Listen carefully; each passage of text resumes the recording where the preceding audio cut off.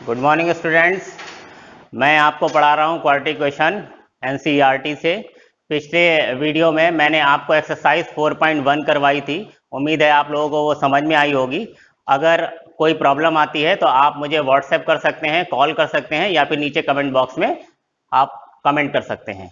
आज मैं आपको पढ़ाने वाला हूँ क्वाड्रेटिक इक्वेशन की एक्सरसाइज 4.2 और इसमें जो पहला क्वेश्चन है, फर्स्ट क्वेश्चन में इसमें 5-6 पार्ट्स हैं। इसका फर्स्ट पार्ट है x square minus 3x minus 10 equals to 0 और इसमें कहा गया है कि solve the quadratic equation by factorization method.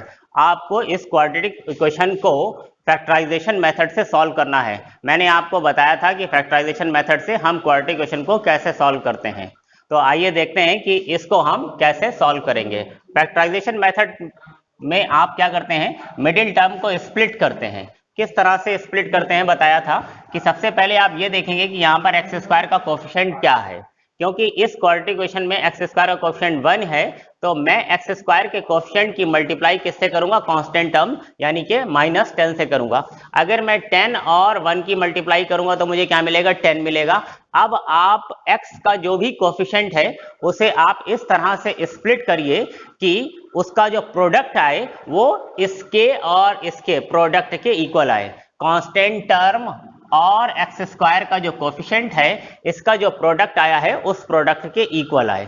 तो क्योंकि यहां पर प्रोडक्ट 10 है तो इसे मैं किस तरह से स्प्लिट करूंगा, एक्स स्क्वायर माइनस ये जो 3 है, 3 को मैं किस तरह से लिख सकता हूं। 3 को लिखने के बहुत सारे मेथड हैं। 3 को मैं लिख सकता हूं 1 + 2 या 2 + 1, या मैं 3 को लिख सकता हूं 4 - 1, या मैं 3 को लिख सकता हूं 5 - 2, या मैं 3 को लिख सकता हूं 6 - 3। ऐसे बहुत सारे मेथड हैं 3 को लिखने के, लेकिन इसमें से 3 को मुझे इस तरह से स्प्लिट करके लिखना है कि उन दो पार्ट्स में, जिन दो पार्ट्स में आप स्प्लिट कर रहे हैं उनका प्रोडक्ट जो है वो कितना आ जाए, 10 आ जाए। तो अगर मैं देखूं तो यहां पर 1 और 2 की मल्टीप्लाई 2 आएगी, 4 और 1 की मल्टीप्लाई 4 आएगी, 5 और 2 की मल्टीप्लाई 10 आएगी। तो यहां पर मल्टीप्लाई मुझको 10 मिल रही है। 6 और 3 की मल्टीप्लाई 18 आएगी। तो ये सब हमारे काम के नहीं है, ये काम के नहीं है। काम का क्या है मेरे लिए, यहां पर 5 - 2, क्योंकि 5 और 2 का मल्टीप्लीकेशन 10 आ जाएगा जो इसके और इसके मल्टीप्लीकेशन के इक्वल है। इट मींस मैं यहां पर जो 3 है उस 3 को लिखूंगा 5 - 2, 5 - 2। और क्योंकि 3 तो ये हो गया, लेकिन इसके साथ में क्या था, x था, तो मैं यहां पर इसके साथ में x ले लूंगा। आगे क्या है, -10 इज इक्वल्स टू 0। अब मैं इस ब्रैकेट को ओपन करूंगा, इसको माइनस से अंदर मल्टीप्लाई कर लूंगा और कॉमन लेकर के इसे फैक्टराइज कर दूंगा।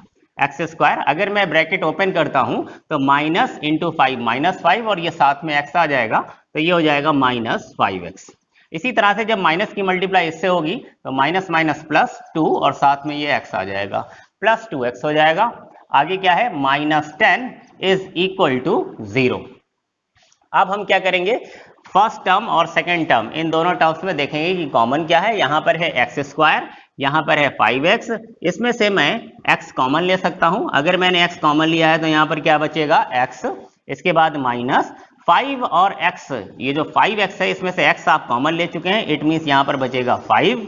इसके बाद यहां पर 2x - 10 में भी आप कॉमन देखिए तो इसमें से जाहिर है कि 2 कॉमन आ रहा है, तो मैंने यहां से 2 कॉमन लिया है, तो यहां पर कितना बचेगा, x, और 2 5 10, इसलिए यहां पर आएगा -5 इज इक्वल 0। अगेन हम इसमें कॉमन लेंगे। इस फर्स्ट टर्म में आप देखें x - 5 है, सेकेंड टर्म में भी x - 5 है, तो मैं x - 5 को कॉमन निकालूंगा। x - 5 कॉमन आ गया है, तो अब हमारे पास क्या बचा है, फर्स्ट टर्म में से x बचा है और सेकेंड टर्म में से जब x - 5 निकल गया तो यहां बचा है +2 इज इक्वल टू 0। ये इसके फैक्टर हो गए।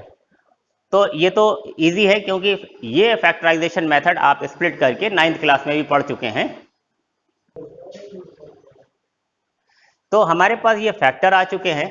अब इस फैक्टर और इस फैक्टर का जो मल्टीप्लिकेशन है वो किसके इक्वल है, 0 के इक्वल है। तो यहां पर मैं एक छोटी सी बात आपको बताना चाहता हूं, ध्यान दीजिएगा। सपोज अगर मैं a की मल्टीप्लाई 0 से करूं तो मुझे रिजल्ट क्या मिलेगा, 0 मिलेगा। अगर मैं 0 की मल्टीप्लाई किसी नंबर या किसी टर्म b से करूं तो मुझे रिजल्ट क्या मिलेगा, 0 मिलेगा। और या फिर ये हो सकता है कि मैं 0 की मल्टीप्लाई 0 से करूं तो मुझे रिजल्ट क्या मिलेगा, 0 मिलेगा। इन तीनों ही केस में मुझे रिजल्ट 0 मिलता है। तो यहां पर भी दो टर्म्स हैं। पहला टर्म हमारे पास या पहला फैक्टर जो x माइनस 5 है, दूसरा x प्लस 2 है, और इन दोनों के बीच में क्या है, यहां पर मल्टीप्लीकेशन है। तो जब इसका और इसका मल्टीप्लीकेशन 0 है तो इसका मतलब यह है कि या तो x minus 5 first term a जो है वो 0 होगा, या फिर सेकेंड टर्म x प्लस 2 ये 0 होगा, और या फिर ये दोनों ही 0 होंगे। तो इसलिए हम यहां पर इस तरह से लेते हैं कि if x minus 5 is equal to 0, तो अगर x माइनस 5 इक्वल टू 0 होगा तो मुझे x की वैल्यू क्या मिलेगी, 5 मिलेगी। एंड इफ x प्लस 2, ये वाला फैक्टर 0 है तो x plus 2 is equal to 0, तो मुझे x की वैल्यू क्या मिलेगी, -2 मिलेगी। इट मीन्स हमारी जो क्वाड्रेटिक इक्वेशन है x square minus 3x minus 10 equal to 0, इसके दो सोल्यूशन आए हैं, या ये कहें कि इसके दो रूट्स आए हैं। पहला रूट है 5 एंड सेकेंड रूट है -2। आइए देखते हैं नेक्स्ट क्वेश्चन।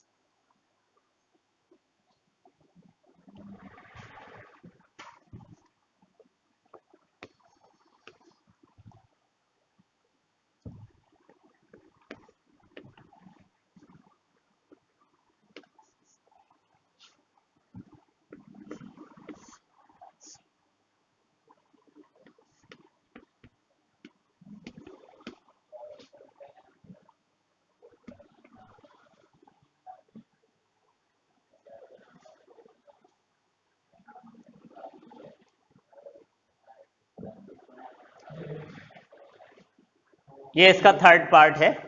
सेकंड पार्ट मैंने छोड़ दिया है, वो आपका होमवर्क है, वो सिंपल क्वेश्चन था, मुझे पता है कि वो आप कर सकते हैं आसानी से, इसलिए मैंने इसका थर्ड पार्ट लिया है। अगेन मुझे इस क्वाड्रेटिक इक्वेशन को सॉल्व करना है बाय फैक्टराइजेशन मेथड।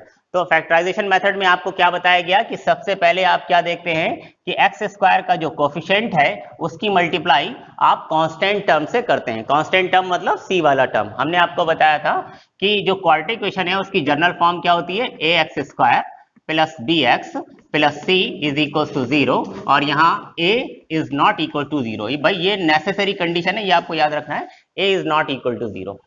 तो सबसे पहले हम इसमें क्या करेंगे, एक्स स्क्वायर का जो कोफिशिएंट है √2 उसकी मल्टीप्लाई किससे करेंगे, कांस्टेंट टर्म यानी कि c से करेंगे, और c मेरे पास यहाँ पर क्या है 5√2। तो √2 एंड 5√2 का जो प्रोडक्ट है वो क्या आएगा, √2 की मल्टीप्लाई जब √2 से होती है तो क्या हो जाता है, वो 2 बन जाता है, और फिर उस 2 की मल्टीप्लाई 5 से होगी तो वो क्या हो जाएगा 10। इट मींस 5√2 और √2 का जो प्रोडक्ट है वो कितना आ रहा है, 10 आ रहा है। अब इसका मतलब यह है कि 7 को मुझे इस तरह से स्प्लिट करना है, 7 को इस तरह से स्प्लिट करना है दो पार्ट्स में कि उनका प्रोडक्ट जो है वो कितना आए, 10 आए। तो 7 को मैं लिख सकता हूं 6 + 1, 5 + 2, 4 + 3, एंड और भी बहुत सारे तरीके हो सकते हैं। माइनस में भी मैं लिख सकता हूं, मैं इसे 8 - 1 भी लिख सकता हूं, 9 - 2 भी लिख सकता हूं। तो मुझे इसमें से कौन सा फैक्टर्स लेने हैं, कौन से फैक्टर्स लेने हैं, अगर मैं देखूं तो 6 और 1 की मल्टीप्लाई कितनी होगी, 6 होगी। 5 और 2 की मल्टीप्लाई कितनी होगी, 10 होगी। 4 और 3 की मल्टीप्लाई कौन सी होगी, कितनी होगी, 12 होगी। इट मींस मुझे क्या चाहिए, मुझे तो 10 वाला चाहिए, यानी कि मेरे लिए ये वाला ठीक है। इसका मतलब ये है कि मैं 7 को किस तरह से स्प्लिट करूंगा, 5 + 2 में स्प्लिट करूंगा। तो अगर मैं 7 को 5 + 2 लेता हूं तब √2 एक्स स्क्वायर प्लस 7 को मैं लिखूंगा 5 + 2, 5 + 2 साथ में इसके x है, और प्लस 5√2 इज इक्वल्स 0। अब हम इस ब्रैकेट को ओपन कर लेंगे, तो √2 एक्स स्क्वायर प्लस 5x और plus 2x plus 5√2 is equals 0। Again अब मुझे क्या करना है, यहां पर कॉमन देखना है, तो फर्स्ट और सेकंड टर्म में आप कॉमन देख लीजिए। यहाँ पर ये √2x² और ये 5x है, तो इसमें से जो कॉमन दिख रहा है मुझे वो क्या है, x। तो मैं इसमें से x कॉमन लूंगा। अगर इस √2x² में से एक x मैं बाहर कॉमन ले लूंगा तो यहाँ पर बचेगा क्या, √2x प्लस 5x में से x आपने कॉमन ले लिया है बाहर, तो यहां पर क्या बचेगा, 5। 2x प्लस 5√2, इसमें से क्या कॉमन है। यहां पर बच्चों को थोड़ी सी प्रॉब्लम होती है कभी कभी, तो आप याद रखिए कि 2 का मतलब क्या होता है। हम जानते हैं कि √2 multiply by √2 is equal to क्या होता है, 2 होता है। अभी हमने ऊपर यूज भी किया था, √2 इंटू √2, इसको मैंने 2 लिया था और फिर 2 की 5 से मल्टीप्लाई की थी, तो √2 और √2 जो है वो 2 होता है। अगर √3 और √3 की मैं मल्टीप्लाई करूंगा तो क्या आएगा, 3 आएगा। इसी तरह से √5 की मल्टीप्लाई 5 आएगी एंड सो ऑन। तो ये जो 2 लिखा हुआ है इसको अगर मैं इस तरह से लिखूं, यानी कि ये 2 का मतलब, इस 2 का मतलब क्या होगा, √2 मल्टीप्लाई बाय √2, यानी कि यहां पर √2 की मल्टीप्लाई √2 से हो रही है। ये कहें कि √2 की पावर ये 2 है, तो मैं अगर चाहूं तो इसमें से √2 कॉमन ले सकता हूं, क्योंकि यहां पर भी एक √2 है और यहां पर √2 इंटू √2 है, तो मैं इसमें से √2 कॉमन ले सकता हूं। तो अगर मैं इसमें से एक √2 निकाल लूंगा तो एक √2 यहां पर बचेगा, तो ये हो जाएगा √2 और साथ में क्या है, x।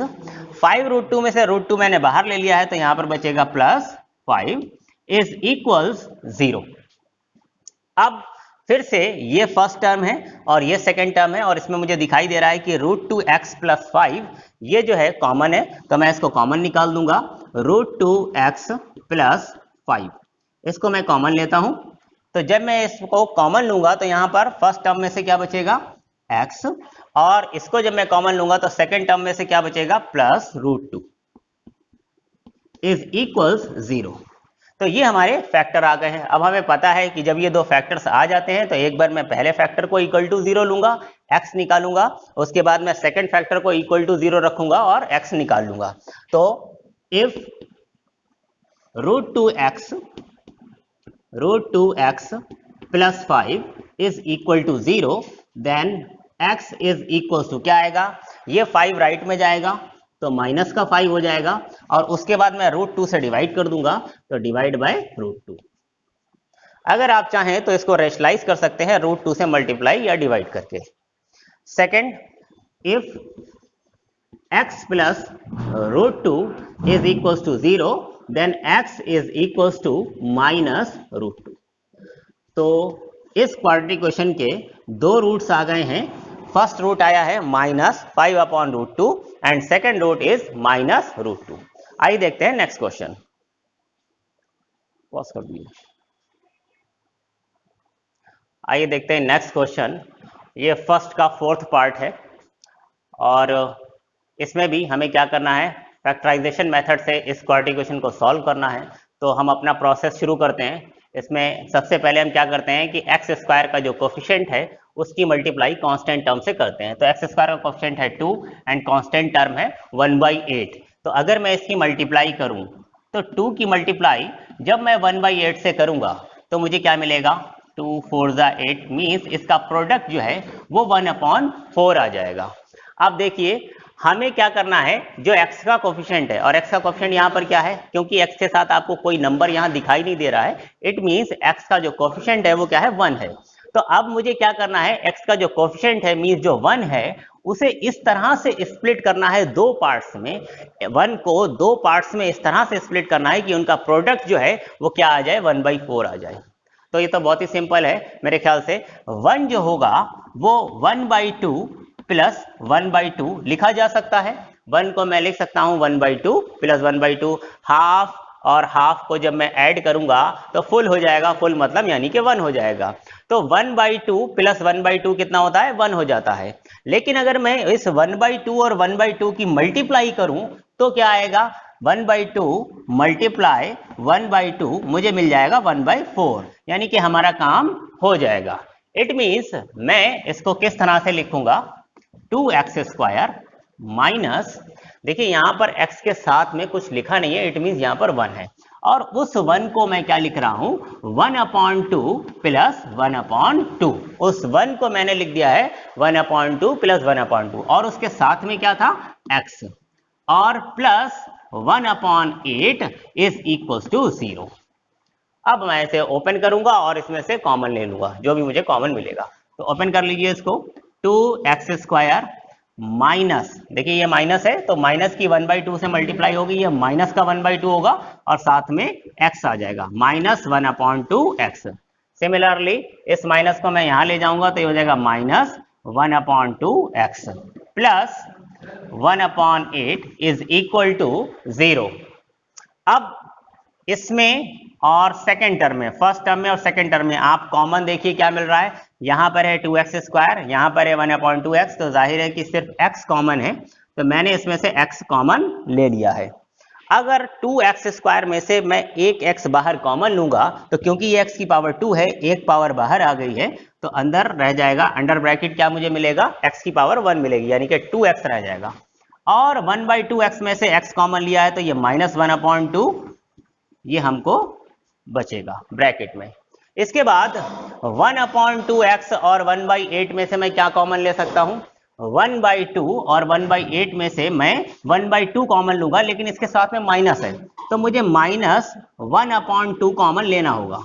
तो जब मैं -1/2 इसमें से निकाल दूंगा तो यहां पर x बचेगा और 1/8 क्योंकि ये प्लस का है तो माइनस मैंने कॉमन लिया है तो अंदर बचेगा माइनस, और 1/8 में से अगर मैं 1/2 कॉमन लूं तो क्या मिलेगा, देखिए 1/8 को मैं लिख सकता हूं 1/2 इंटू 1/4 लिख सकता हूं।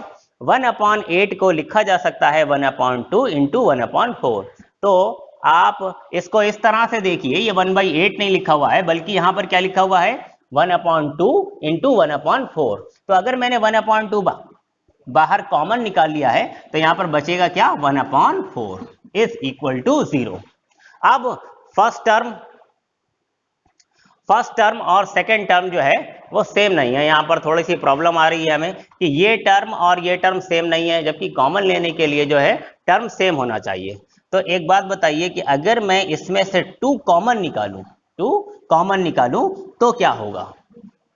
कॉमन लेने का मतलब क्या होता है, थोड़ा सा मैं यहां पर आपको समझाना चाहूंगा कि कॉमन जब हम लेते हैं तो दरअसल क्या होता है, और यहां पर मैं इसको इस फॉर्म में कैसे कन्वर्ट करूंगा। देखिए अगर सपोज कहीं पर लिखा हुआ है 2x + 6 और मैं आपसे कहूं कि इसमें से कॉमन लीजिए, तो आपको दिखाई दे रहा है कि मैं इसमें से 2 कॉमन ले सकता हूं। तो दरअसल जब मैं 2 कॉमन लेता हूं तो मैं करता क्या हूं, मैं 2 जब कॉमन लेता हूं तो यहां पर हर एक टर्म को 2 से डिवाइड करता हूं, यानी कि मैं क्या करता हूं 2x divide by 2 and plus 6 divide by 2, यानी कि जब हम कोई चीज कॉमन लेते हैं तो हर एक टर्म को उस फैक्टर से डिवाइड कर देते हैं, जो भी आपने कॉमन लिया है उससे आप डिवाइड करते हैं, तभी ये 2 से 2 कैंसिल होकर ये x हो जाता है और 2 से 6 कैंसिल होकर ये 3 आ जाता है, यानी कि इसको मैं क्या लिखूंगा x और इसको यहां पर क्या लिखूंगा मैं 3 लिखूंगा। इट मीन्स आप जो भी कॉमन लेते हैं उससे आपको क्या करना होता है, हर एक टर्म को डिवाइड करना होता है। मैं एक बार फिर से आपको समझा दूं, सपोज यहां पर लिखा हुआ है 4x² प्लस यहां पर लिखा हुआ है 8x प्लस यहां पर लिखा हुआ है 12। अगर मैं कहूं कि आप इसमें से कॉमन निकालिए तो